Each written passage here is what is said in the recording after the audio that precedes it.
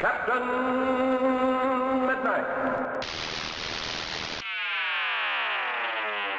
Okay, so cards on the table. I like Damon Lindelof. I love Lost, I think a lot of The Leftovers is genius, and I even like Prometheus, even though, yeah, I acknowledge it's far from perfect and not everything he touches is gold. I still think Lindelof takes interesting chances and delves into big ideas in a way that few people making blockbuster entertainment or even prestige TV are willing to do. So I was very interested when it was announced that he's currently developing a Watchmen TV show for HBO. That sounds insanely difficult to pull off, but I gotta say, I'm interested to see him try. So if the mere idea of a Lindelof Watchmen show makes you boil over with rage, I understand, but that's not really where I'm coming from. But I do have a few suggestions. So here is my list of the 5 things HBO and Lindelof can do to create a Watchmen show I'd love to see. But before we start, be sure to like and subscribe for more Captain Midnight videos. Or don't. In fact, why like any videos at all? Life is so fragile, a successful virus clinging to a speck of mud suspended in endless nothing. Boy, these comic books are kind of depressing, huh?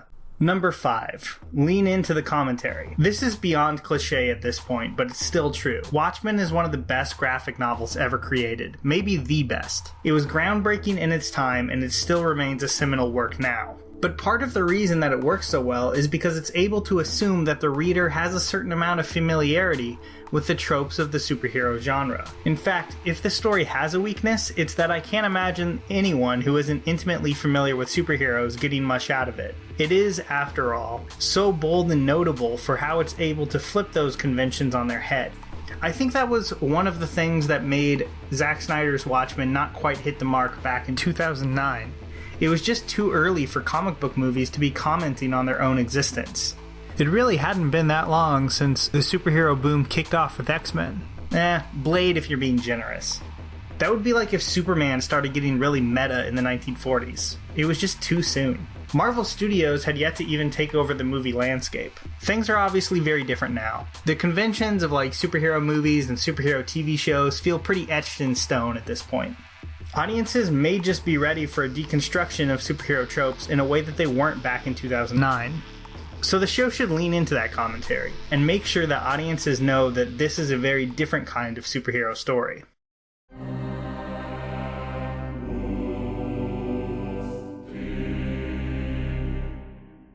Number 4, no Rorschach worship. So maybe it's just me, but I feel like one of the biggest dangers of a Watchmen adaptation is getting lazy and turning Rorschach into a more traditional comic book hero. Don't get me wrong, I love Rorschach as a character. He's interesting, flawed, tragic, and yes, he's also badass. And it's the badass part that could get them into trouble. Rorschach is not Batman. He's not meant to be viewed as a Dirty Harry type character in my opinion.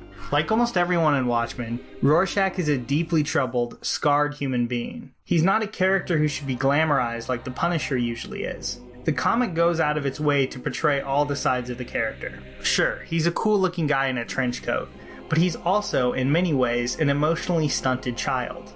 Alan Moore created Rorschach as a commentary on the moral absolutism of Steve Ditko's Mr. A and the Question characters. He saw those characters and their brutally black and white worldview as inherently absurd, and that is what gave us Rorschach. So any Watchmen project that has a lot of hero worship for the character, or tries to portray him as some kind of cool anti-hero, and just a cool anti-hero, would be doing a disservice to both him and the story itself.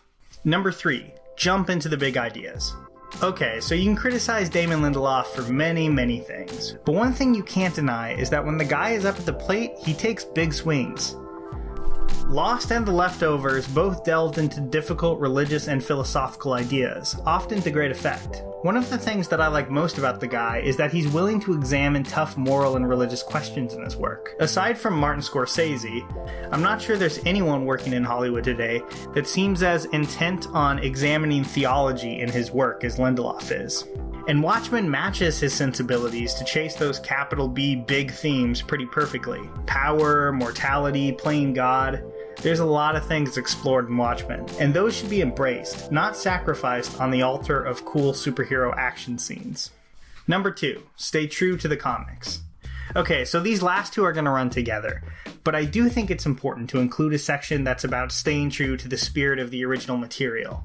People love Watchmen for a reason. and it's important to respect that.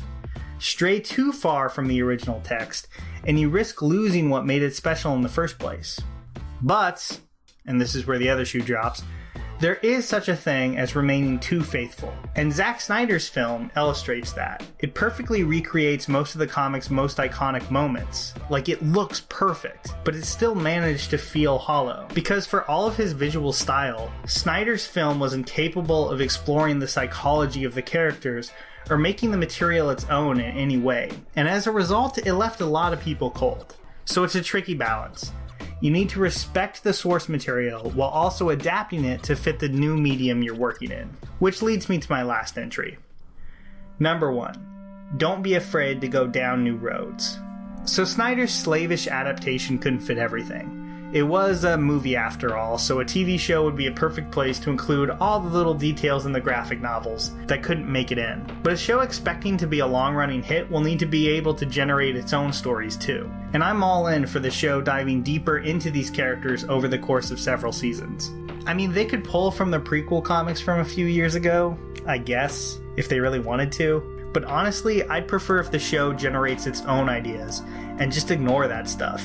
As long as the writing is good enough, it would be interesting to see the Watchmen universe expanded on. And I understand that to a lot of fans, adding to the Watchmen is basically like someone shoving new books into like the Bible or something. But I do think that for this show to prove that it can stand on its own 2 feet, it needs to be able to make the world of the comic its own. Similar to what Game of Thrones has done with the Song of Ice and Fire books. It's not going to be easy, and I admit that what HBO and Lindelof are attempting is a pretty crazy high-wire act. But with the right scripts and the right actors, they might just pull it off. Here's a special tip for the fellas and girls who have not already joined Captain Midnight's new 1940 Flight Patrol. You'd better hurry up and join at once, because there's a big adventure ahead. The thing to do now is to get started, because we're going to have not only barrels of fun, but loads of free gifts and prizes.